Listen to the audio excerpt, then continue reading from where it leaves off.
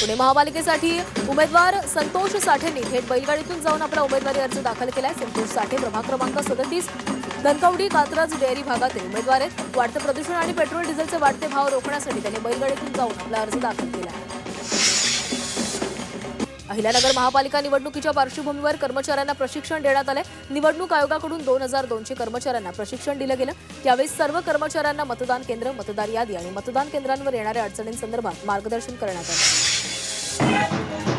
जालना महापालिका निवडणुकीसाठी आतापर्यंत 3000 अर्जांची विक्री झाली आहे, तर 252 उमेदवारांनी 300 उमेदवारी अर्ज दाखल केले। दरम्यान आज दुपारी 3 वाजेपर्यंतच उमेदवारी अर्ज दाखल करता येणार आहेत। भिवंडी निजामपूर महापालिकेसाठी आतापर्यंत 2367 अर्जांची विक्री झाली आहे। प्रत्यक्षात फक्त 277 उमेदवारांनी आपले अर्ज दाखल केलेत। अनेक उमेदवार अजूनही युती, आघाडी आणि पक्ष संलग्नता आणि निवडणूक रणनीती ठरवण्यात व्यस्त आहेत। त्यामुळे अखेरच्या दिवशी नामांकन अर्जाची संख्या झपाट्याने वाढण्याची शक्यता आहे।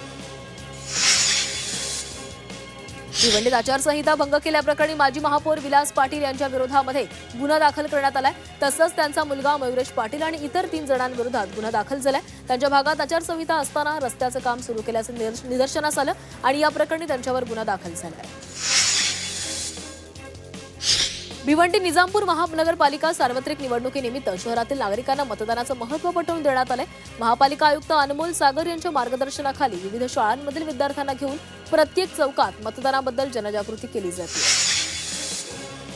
पिंपरी चिंचवडमध्ये शेकडो युवकांनी मोबाईलचे टॉर्च प्रज्वलित करून वोट असा शब्द साकारला। यावेळी पिंपरी चिंचवड महानगरपालिकेच्या निवडणुकीमध्ये येत्या 15 जानेवारीला मतदान करण्याचा संदेश देण्यात आलाय। सध्या जनजागृतीसाठी वेगवेगळे उपक्रम राबवले जात आहेत।